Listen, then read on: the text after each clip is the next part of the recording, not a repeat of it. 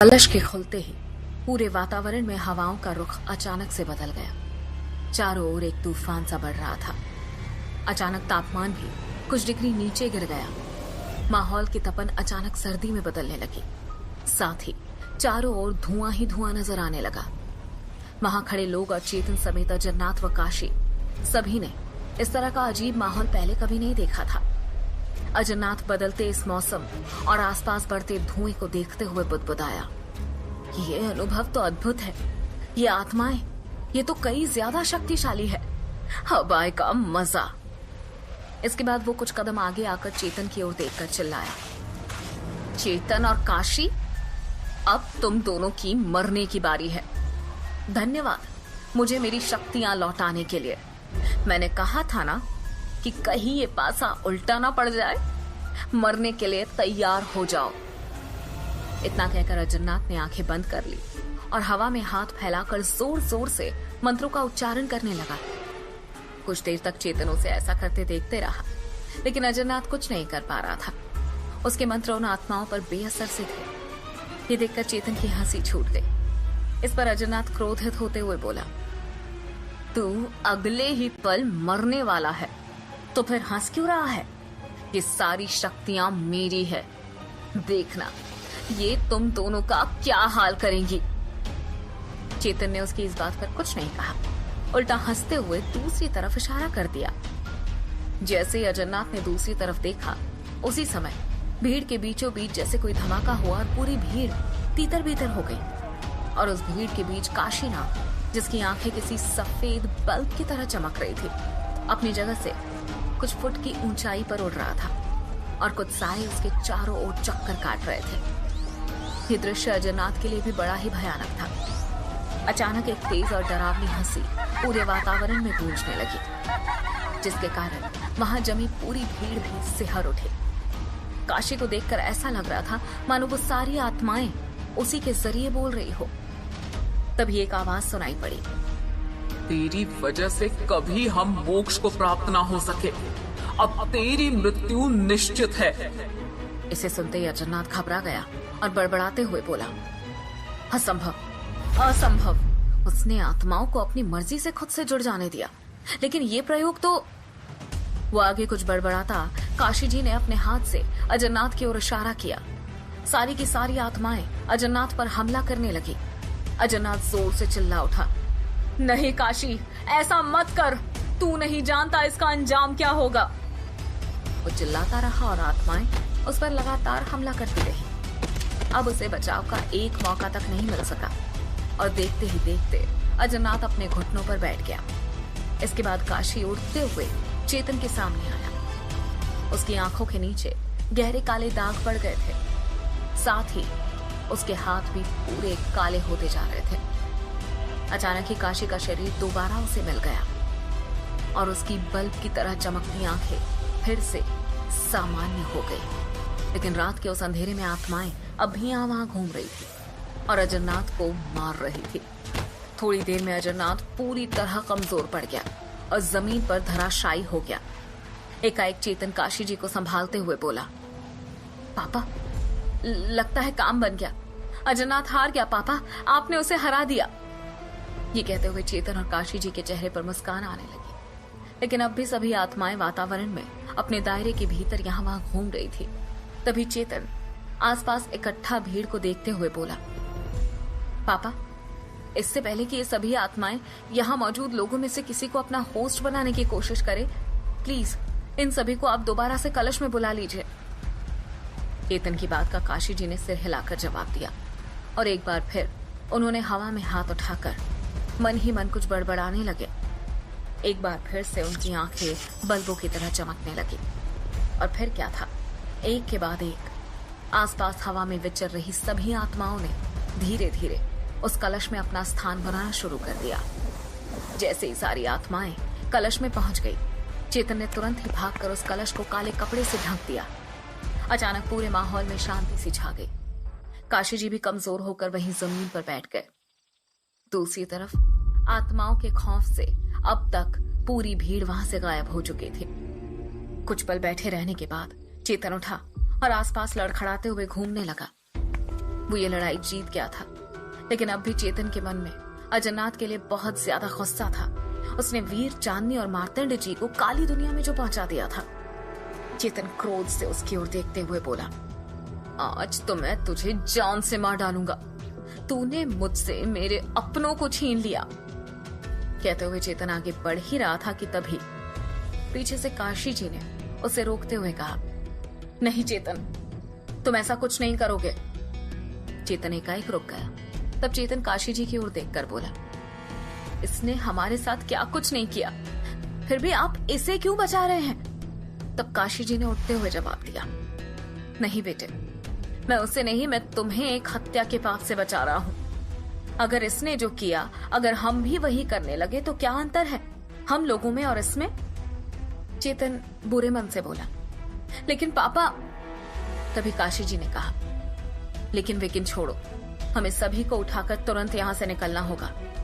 वैसे भी मौत तो इसके लिए मुक्ति का मार्ग बन जाता, यह ऐसे ही तड़पते हुए जीता रहेगा। चेतन अजरनाथ को हेय दृष्टि से देखते हुए वहां से जाने के लिए मुड़ गया। काशी जी वीर सिंह के पास तो चेतन चांदनी के पास उन लोगों के शरीर को उठाने के लिए आगे बढ़ रहे थे।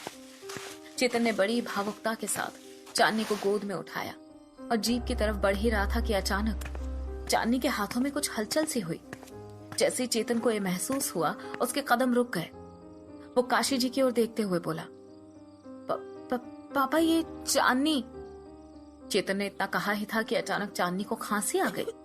ये देखकर चेतन समेत काशी जी भी दंग रह गए। हैरानी से चांदनी को देखते हुए चेतन ने उसे जोर से पुकारा, चांदनी। अचानक चांदनी की आंखें खुल गई और वो घबराते हुए उठी। चेतन ने तुरंत उसे जमीन पर उतार दिया और हैरान होते हुए बोला, तुम ठीक हो? हे भगवान, तेरा बहुत धन्यवाद, लेकिन ये सब कैसे हुआ? चांदनी ने जवाब दिया, मुझे भी नहीं पता, लेकिन लगा कि गहरी नींद से जागे हूं। ये सुनकर चेतन काशी जी की ओर बढ़ते हुए बोला, तो क्या इसका मतलब वीर और वैद काका भी? वो इतना कह ही रहे थे कि अचानक अंगड़ाई लेते हुए वीर सिंह जाग गया और उसके बाद मार्तंड जी भी उठ गए। चेतन हैरानी से काशी जी की ओर देख जवाब जानने के लिए देख रहा था। तब काशी जी बेहोश पड़े अजरनाथ की ओर देखते हुए बोले, इसे कुदरत का करिश्मा ही समझो। मुझे लगता है अजरनाथ के मंत्रों का असर उसकी चेतना की प्रबलता पर निर्भर करता है। जैसे वो बेहोश हुआ, उसका मंत्र निष्क्रिय हो गया और ये लोग काली दुनिया से लौट आए।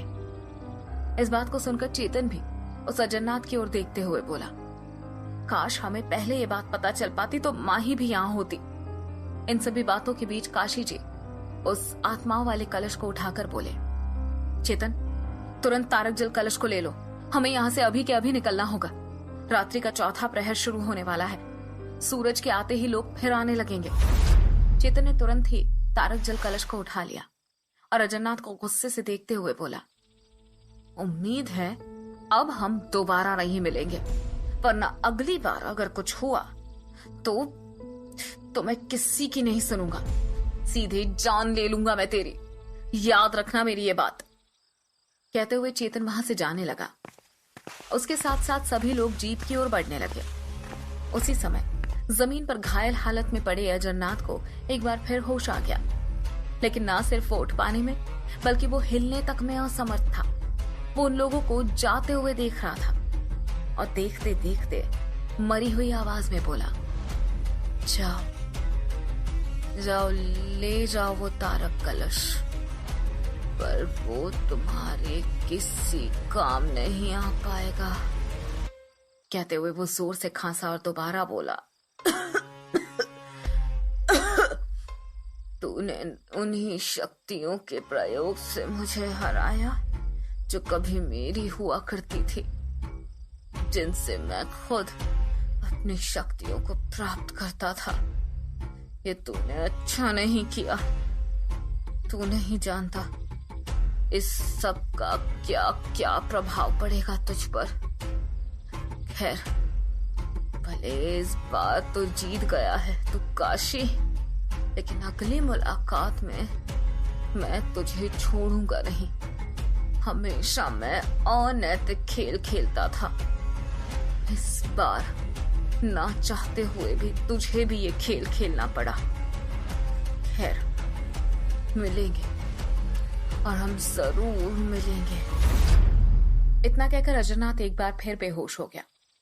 दूसरी तरफ एक बार फिर सभी लोग मार्तंड जी के गांव जाने के लिए पूरी तरह तैयार थे।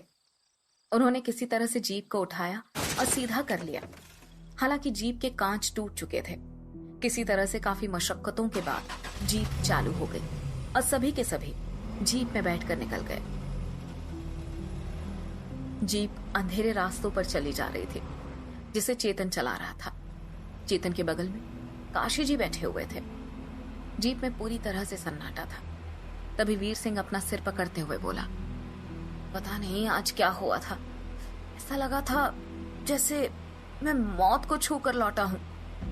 तभी चांदनी ने भी बिल्कुल दबी हुई आवाज में कहा, सही कहा भैया, हमारा भी यही हाल है। ये कहते हुए वो सभी आपस में आज हुए घटनाक्रम के बारे में बात कर रहे थे। एकाएक जीप में फैली मध्यम रोशनी जो काशी जी के सिर के ऊपर लगे छोटे से बल्ब से आ रही थी। इस रोशनी में चेतन की नजर काशी जी के हाथों पर पड़ गई, जिसमें उन्होंने तारक जल कलश को पकड़ कर रखा था। जीप चलाते चेतन ने तुरंत काशी जी से पूछा, पापा, ये आपके हाथों को क्या हो गया? ये इस तरह काले क्यों पड़ गए? ये सुनकर काशी जी ने ऐसे बिहेव किया जैसे उन्होंने चेतन की बात सुनी ही ना हो। चेतन ने उनकी ओर देखकर दोबारा कहा, मैं जानता हूं आप इस बारे में बात नहीं करना चाहते, लेकिन मैंने देखा है ये कुछ खतरनाक है। प्लीज पापा बताइए मुझे इस बारे में। जब चेतन ने ज्यादा जिद की तब सभी काशी जी की ओर देखने लगे। तब काशी जी एक गहरी सांस लेते हुए बोले, ये सब उस आत्मा कलश की वजह से है। उसमें जो कुछ भी है वो सब एक काले जादू का हिस्सा है और हम रक्षक कुल के लोगों को कभी भी काले जादू का सहारा लेने से मना किया गया है। ये काला जादू सिर्फ ना हमारी शक्तियों को कम करता है, बल्कि ये शरीर पर भी दिखाई पड़ता है।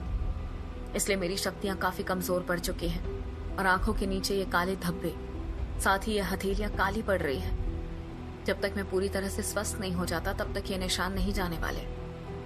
सुनते ही चेतन बोला, आपको अब रेस्ट करना होगा पापा, और प्रॉमिस मी, चाहे जो हो जाए, चाहे मरना ही क्यों ना पड़े, लेकिन इस डार्क आर्ट को नहीं यूज करेंगे। कहते हुए चेतन ने अपना हाथ आगे बढ़ा दिया। काशी जी ने उसके हाथ पर हाथ रखते हुए कहा, ठीक है, इस कलश की जगह जमीन के नीचे है, इसे हम वहीं पहुंचा देंगे। इतना सुनते ही एक बार फिर जीप में खुशी का माहौल बन गया। अंधेरे रास्ते में जीप चली जा रही थी। वो मार्तंड जी के गांव पहुंचने वाले थे कि अचानक एक बार फिर आंधी तेज हो गई। चेतन का स्टीयरिंग डगमगाने लगा। तभी चांदनी बोली, क्या हुआ चेतन? चेतन ने अजीब सा चेहरा बनाते हुए कहा, मुझे खुद कुछ नहीं पता कि ये क्या हो रहा है। चेतन कह ही रहा था कि तभी अचानक जीप बंद पड़ गई और उसके बोनट से धुआं उठने लगा। चेतन समेत सभी लोग बाहर आ गए। इसके बाद चेतन ने जब इंजन चेक किया तो देखते हुए बोला, मुझे लगता है जीप गर्म हो चुकी है, इसलिए बंद पड़ गई है। अब सभी जीप के आसपास घूमकर इंतजार कर रहे थे, लेकिन आंधी तूफान तो रुकने का नाम ही नहीं ले रहा था। अचानक पूरे माहौल में रात रानी की खुशबू फैलने लगी। इस खुशबू से सभी लोग पहले से ही परिचित थे। जैसे उसकी मात्रा बढ़ी, सभी चौकन्ने हो गए। फिर सबको इस तरह से आश्चर्य से यहाँ वहां देखते हुए मार्तंड जी बोले, क्या हुआ? सब अचानक परेशान क्यों हो गए? एकाएक सामने देखते हुए चांदनी बोली, खूनी वधू। खूनी वधू उनके सामने खड़ी थी।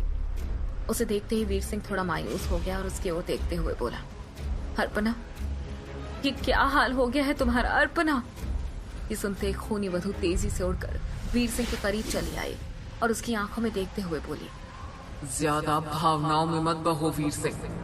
तुम जानते हो अर्पणा तो कब की मर चुकी है। मैं तो अब सिर्फ खूनी वधू हूँ और आज मैं यहाँ किसी मकसद से आई हूँ। खूनी वधू की बात सुनकर काशी चेतन से बोले, चेतन, यहाँ से आगे तुम लोगों को ही संभालना पड़ेगा, मैं कुछ नहीं कर पाऊंगा। ये सुनकर चेतन ने एक हाथ के इशारे से काशी जी को दोबारा अंदर बैठने को कहा और फिर जोर से बोला, क्यों आई हो यहाँ खूनी वधू? तब खूनी वधु चेतन के आसपास उड़ते हुए बोली, मैं जानती हूँ वो तारक कलश मेरी मुक्ति का मार्ग तेरे पास है। वो मुझे चाहिए चेतन। वो तारक कलश सीधी तरह मेरे हवाले कर दे, वरना तुम में से कोई भी जिंदा यहाँ से नहीं जा पाएगा। इसे मेरी ओर से धमकी समझो या चेतावनी। वैसे भी काफी समय से कोई शिकार नहीं किया। ये सुन चेतन हैरानी से देखने लगा। वो और काशी जी एक दूसरे को देख रहे थे। आखिर चेतन कैसे तारक कलश को बचा पाएगा, या फिर उसे तारक कलश का त्याग करना होगा? जानने के लिए सुनते